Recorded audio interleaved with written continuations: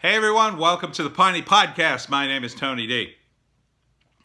Great news today. We're under 1,000 new cases.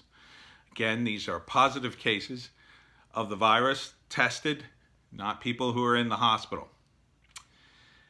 And speaking of 1,000, Governor Phil has announced that he wants to do more testing and contact tracing. And he wants to hire 1,000 people to do it. He wants a centralized medical infrastructure in which everybody uses the same platform. And that sounds wonderful, doesn't it? Except Governor Murphy said it will not be cheap. When a politician says in a speech, it will not be cheap, oh my God. Oh my God, will it not be cheap? So let me get this straight. We're down less to 1,000 cases statewide per day. This is going down, down, down. All the numbers are good. The only place we're having major problems, if you call them major, I mean they're problems, I don't know if I'd call them major, is in nursing homes. So why are we spending thousands of dollars for contact tracing outside the nursing homes when all you have to do is lock down the nursing homes and try to make those places as sterile as possible? I don't understand, Phil. I don't understand this plan. This plan seems dumb. This plan seems idiotic. And meanwhile, the state is closed. And, in his speech, he's just like, well, we're gonna need state, federal aid, and philanthropic aid. You're counting on rich people to hand you money for part of this? Are you out of your mind? You're counting on the U.S. government, the federal government, to throw you money? This is not a good plan, Phil. It would be different if you opened up the state and you did some tracing. I mean, I understand some tracing. Obviously, if you got a patient and he's got the virus, you want to tell him, hey, who are you in contact with on a regular basis? But beyond that, you're going to have 1,000 people dedicated just to do that. As of today, that's one contact tracer per person. More than that. And you might say, well, that's good, right? It's going to cost a lot of money. That's 1,000 workers, 1,000 being paid, I assume, a living wage by the state with benefits. You're talking $30,000, $40,000, $50,000 a year for 1,000 workers. That's a lot of money. That's a lot of money. And when is this going to end? Who's going to pay for this centralized database? Oh, guess what? We are. And guess what? Since all these businesses are in trouble, they're going to have to pay too. And if any of them go out of business, well, guess who has to make up the shortfall? The rest of us. So Phil is spending like a drunken sailor here, in my view, way off the charts. This is nuts. You are not going to be able to get a handle on this. There are millions of people in this state. So think about that for a moment. You got 1,000 workers to monitor millions of people. Millions. In case you didn't know it, a million is 1,000,000. So at minimum, these tracers got to monitor 1,000 people or more. More, really. I mean, you're talking thousands and thousands of people they have to monitor. They'd have to trace. They'd have to hunt down. What are we doing here? This is insane. This is going to cost millions. It probably cost billions. You're going to get that from the federal government? For how long? What about all the other things you throw money in? And meanwhile, he's virtue signaling, saying, well, there are underprivileged people and people in poor neighborhoods. Yes, there are. And by creating tests that people can do at home, which is what they're doing, and handing out, which I'll support, that's good. But you can't expect to trace people who live in poor neighborhoods. You're going to be tracing people nonstop. You're going to be tracing people who live in various apartment buildings. They don't have a place to live. They sleep on couches for various family members. That's how some people live. They don't have a place to live. You can't trace them. You'll be going nuts trying to chase all the people they contacted.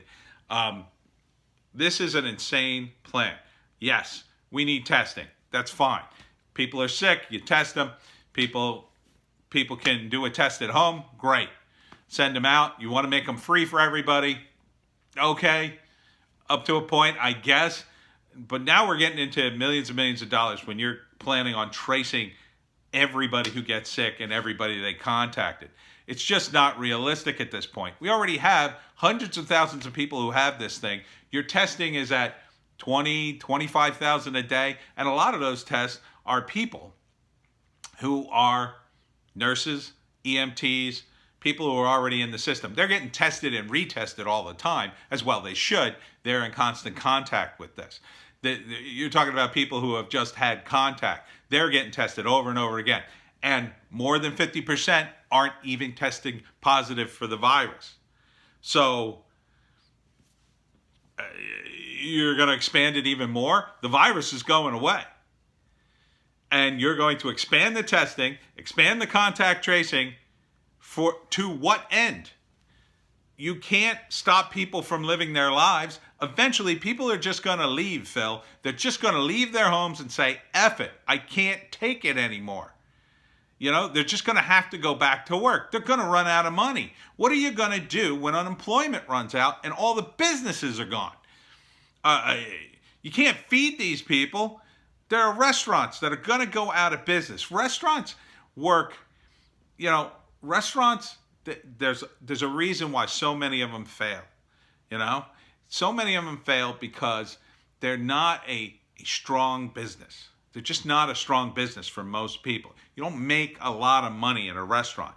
You can, if you're really good, you got a really good cook, and you got a really good reputation, a really good location, everything comes together.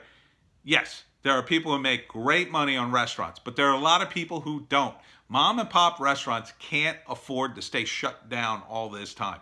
Mom and pop bars, same thing. You're going to kill these people. There's not going to be any bars and restaurants open. Look, when you open this up, there's going to be people ready to explode. They're going to go right out to the restaurants. I'm one of them. I want to go out to sushi.